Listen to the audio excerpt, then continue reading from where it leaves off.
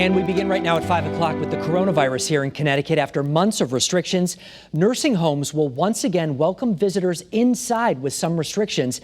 The state rolling out new guidelines and protocols today. Now, this will certainly help reconnect a lot of families, which is a great thing. Channel 3 Eyewitness News reporter Mark Robbins is live in Rocky Hill with what you need to know before you visit your loved ones. Mark, good evening. Yeah, good evening. It is certainly good news, especially with all the tough times we've been having over the last many months.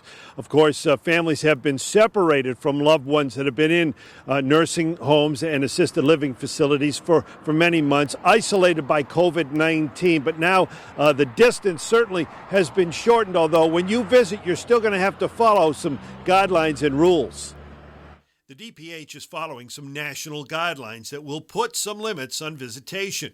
They're safety measures for a vulnerable group. Nursing homes are planning right now. They've been planning over the past week, putting together their visitation plan for indoor visitation. That's right. In general, visitation will be moved inside with social distancing to be followed.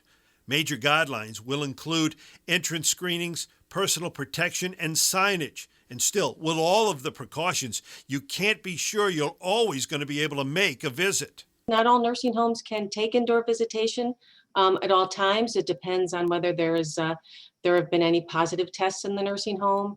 Other factors will weigh in, but most people should have their plan in place by this week. Most is certainly progress, but for many, not enough. There is a large group that believes the personal, human connection is still missing due to the pandemic, and the problem is still growing. A significant number suffer from dementia.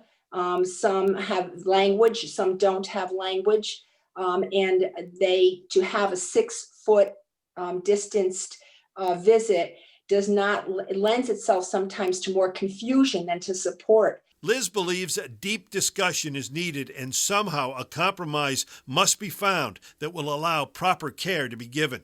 It's a very significant population who has been silenced. And yes, we need to talk about the impact this is having. There's a certain standard of core principles of infection control that are right in the guidance that we ask all of the visitors to abide by, and hopefully we'll have really safe and effective visitation.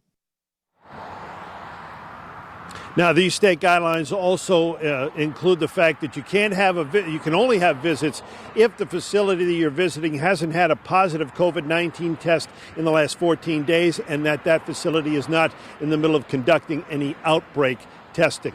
Reporting live in Rocky Hill, Mark Robbins, Channel 3 Eyewitness News.